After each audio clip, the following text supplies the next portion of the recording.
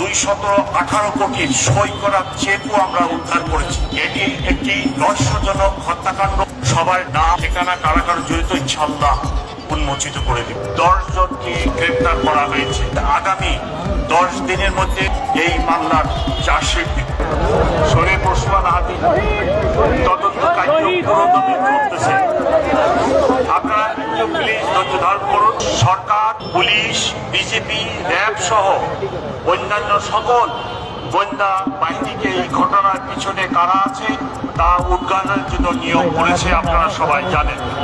ইতিমধ্যে আমাদের এই হত্যাকাণ্ড ও রহস্য উদ্ঘাটন এবং তদন্তের যথেষ্ট অগ্রগতি আছে।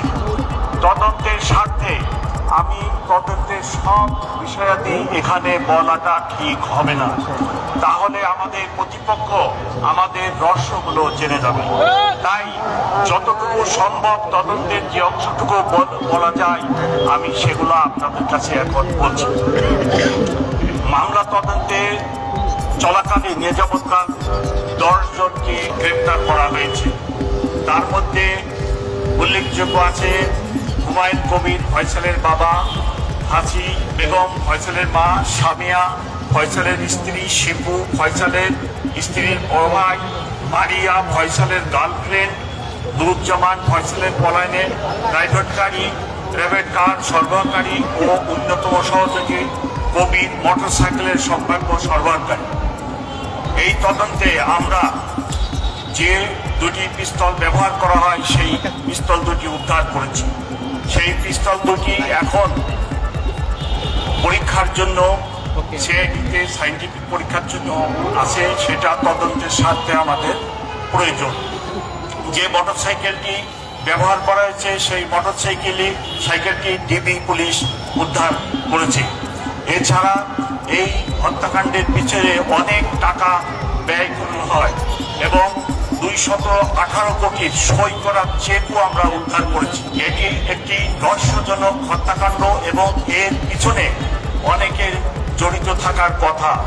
আমরা 10 জনকে অ্যারেস্ট করেছি এবং আমি এখানে বলতে পারতেছি না, তবে এর পিছনে কারা আছে সেগুলো উদ্ঘাটনের জন্য আমরা জোর প্রচেষ্টা চালাচ্ছি এবং অনেক ক্ষেত্রে আমাদের যথেষ্ট অগ্রগতি আছে। আমরা আশা করতেছি আগামী 10 দিনের মধ্যে, অর্থাৎ জানুয়ারি মাসের 7 তারিখের মধ্যে এই মামলার চার্জশিট দিব।